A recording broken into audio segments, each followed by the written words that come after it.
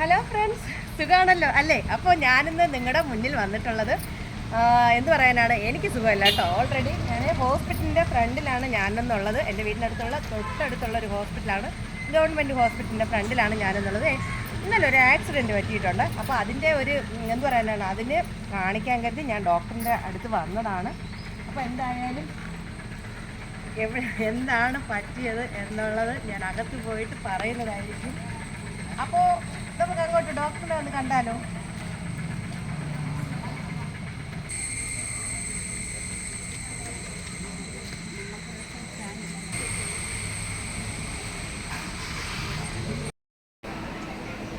അപ്പോൾ ഇവിടെയാണ് നമ്മുടെ ഓഫീസ് ചീട്ട് എടുക്കുന്ന സ്ഥലം. എന്തായാലും കൗണ്ടറിൽ ആരെയും കാണാനില്ല. അപ്പോൾ പഴയ ഓഫീസ് ചീട്ടിൻ്റെ നമ്പർ കൊടുത്താൽ മതി. എന്നാലും ഞാൻ വെയിറ്റ് ചെയ്ത് നിൽക്കുവാ ഇവിടെ.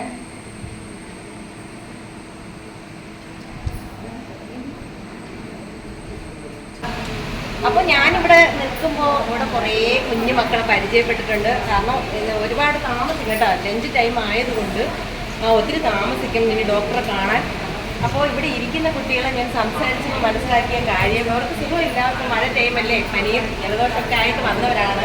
അപ്പോൾ എനിക്കൊരു കാര്യം മനസ്സിലായത്, നല്ല പ്രവൃത്തിക്കുള്ള പ്രശംസ കിട്ടിയ കുട്ടികളാണ് ഇവിടെ. അത് എന്ത് പ്രവൃത്തിയാണെന്ന് അവർ തന്നെ പറയും. നമുക്ക് അങ്ങോട്ട് പോകാം. എന്താണ് പറയും, നിങ്ങൾക്ക് എന്ത് പ്രവർത്തിക്കുള്ള പാരിതോഷികമാണ് കിട്ടിയത്? ഉച്ചത്തിൽ പറയും. നമ്മൾ ഇവിടെ KSRTC ബസ്സിൽ തൃശ്ശൂർ ആൾക്കാരൊന്ന് നേരിട്ട് നിരീക്ഷിക്കാൻ നമ്മൾ കണ്ട് പേഴ്സറും കണ്ട് കളഞ്ഞ് നമ്മൾ അതിനെ എടുത്തുകൊണ്ട് പോലീസ് സ്റ്റേഷനിൽ കൊണ്ടുകൊടുത്ത് ഇങ്ങനെ പോലീസുകാർ നല്ല കാര്യം എന്നൊക്കെ പറഞ്ഞിട്ട് അവർ തൃശ്ശൂർ പെയ്യില്ല, അവർ പൈസ ഇല്ലായിരുന്നു പോയി. അതെയോ? കാട്ടാക്കട എത്തിയപ്പോൾ പോലീസുകാർ വിളിച്ച് അങ്ങനെ ഇവർ ക്ലാസ്സിൽ വന്നു. ആ വാക്സിൻ്റെ അകത്ത് 5000 രൂപയും പിന്നെ ആധാർ കാർഡ്, പാൻ കാർഡ് അത് അവർ വന്നിട്ട് ഒരു നല്ല കാര്യം ചെയ്തത്. ന്യൂസിലൊക്കെ ഉണ്ടായിരുന്നു, തനിമ ന്യൂസിലൊക്കെ ഉണ്ടായിരുന്നു. അപ്പോൾ നമുക്കും എൻ്റെ ഫ്രണ്ട്സായ നിങ്ങളും ഈ കുട്ടികളെ അഭിനന്ദിക്കുക. അപ്പോൾ നല്ല കാര്യമാണ് നിങ്ങൾ ചെയ്തിട്ടുള്ളത്. എനിക്കും ഇത് കേട്ടപ്പോൾ വളരെ സന്തോഷം കേട്ടോ. ഇപ്പോഴത്തെ കാലഘട്ടത്തിലെ കുട്ടികൾ വളരെ എന്ത് പറയാനാണ്, ബ്രില്യൻ്റ് തന്നെയാണ് പറയാനുള്ളത്. അപ്പോൾ നിങ്ങളെല്ലാവരും പരിചയപ്പെടാൻ സാധിച്ചതിൽ എനിക്ക് വളരെ സന്തോഷമുണ്ട് കേട്ടോ.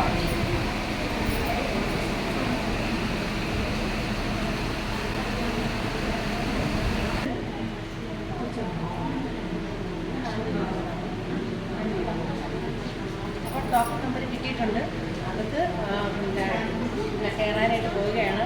അത് കുട്ടികൾ നിൽക്കുക. നേരത്തെ നമ്മൾ ഓൾറെഡി കണ്ട കുട്ടികൾ അവിടെ ഇരിക്കുക. അപ്പോൾ അത് കഴിഞ്ഞിട്ട് ഞാനെനിക്ക് പോകാം.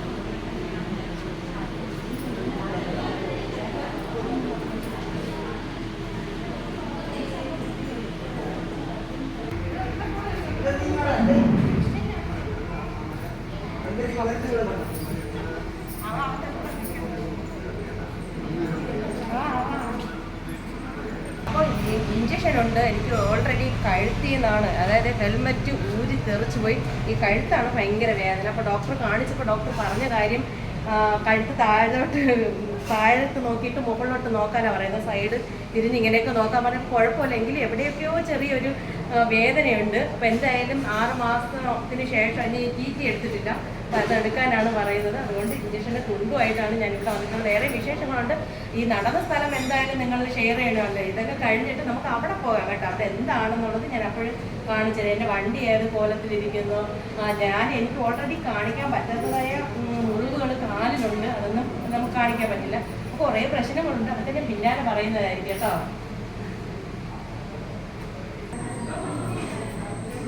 അപ്പോൾ TT എടുത്തിട്ടുണ്ട്. നല്ല വേദനയുണ്ട്. 2 ദിവസം എന്തായാലും വേദനയും നീരും ഒക്കെ കാണുമെന്നാണ് പറയുന്നത്. അപ്പോൾ ഇനി അടുത്ത് നമുക്ക് ടാബ്ലറ്റ് വാങ്ങിക്കേണ്ടതുണ്ട്. എന്തായാലും ഇഞ്ചക്ഷൻ എടുക്കാൻ പേടിയുള്ള കൂട്ടത്തിലാണ്. എന്നാലും ഇവിടുത്തെ സിസ്റ്റർ അതൊക്കെ എടുത്ത് തന്നിട്ടുണ്ട് കേട്ടോ. അടുത്ത് നമുക്ക് ടാബ്ലറ്റ് വാങ്ങിക്കാൻ പോകാമേ.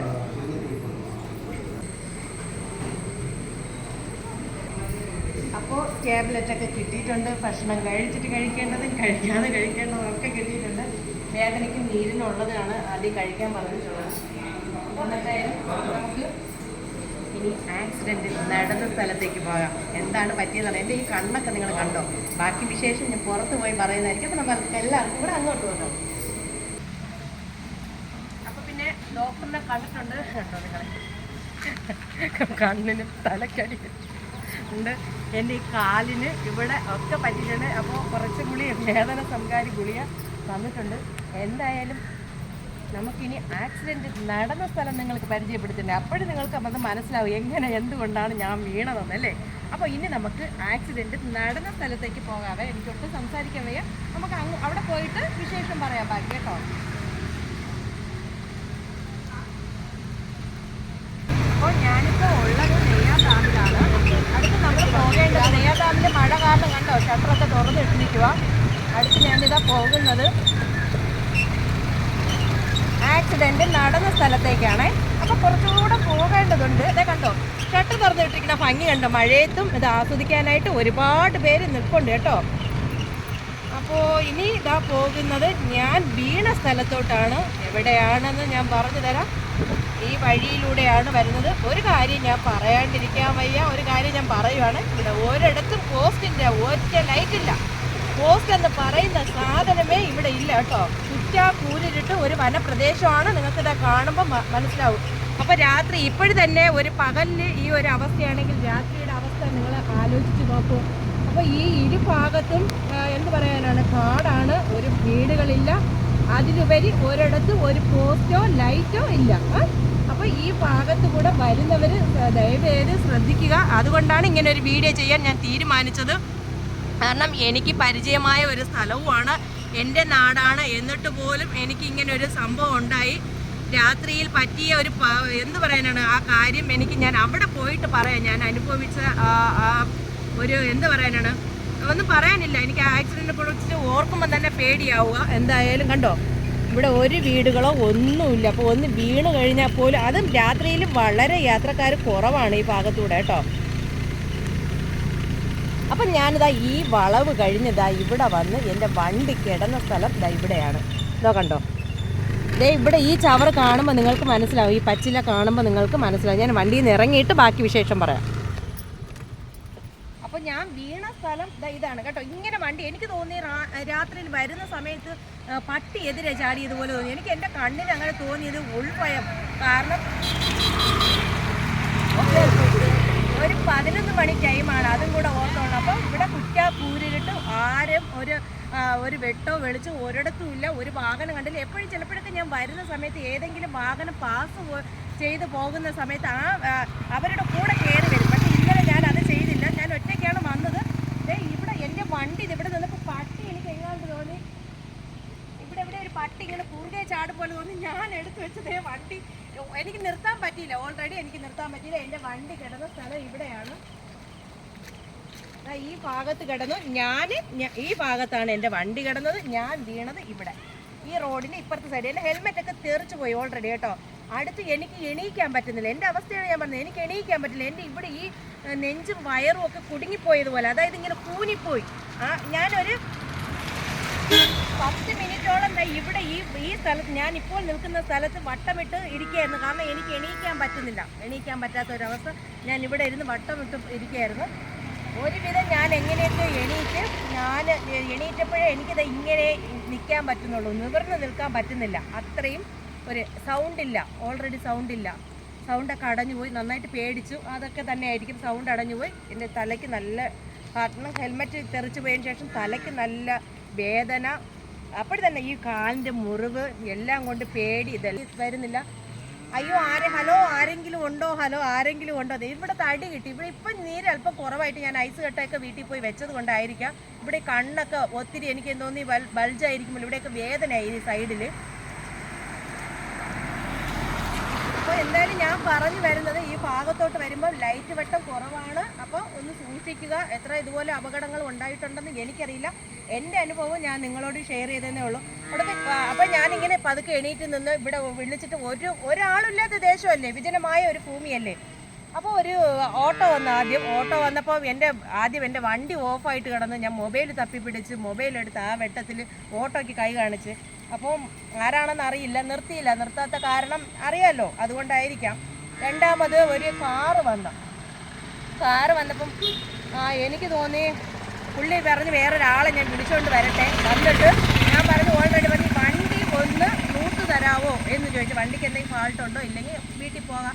എനിക്ക് വണ്ടി, അതായത് വണ്ടി എടുത്ത് നൂത്ത് വയ്ക്കാൻ പറ്റില്ല. എൻ്റെ ഈ ഷോൾഡർ ഭയങ്കര വേദനയായിപ്പോയി. അടി ഇങ്ങനെ ചരിഞ്ഞങ്ങ് കിട്ടിയതല്ലേ. അപ്പോൾ വണ്ടി നൂത്ത് വയ്ക്കാം. അപ്പോൾ പുള്ളി പറഞ്ഞ് എന്നെ കൊണ്ട് പറ്റില്ല, ഞാൻ ഒരാളെ വിളിച്ചോണ്ട് വരട്ടെ എന്ന് പറഞ്ഞ് പുള്ളി അങ്ങ് പോയി.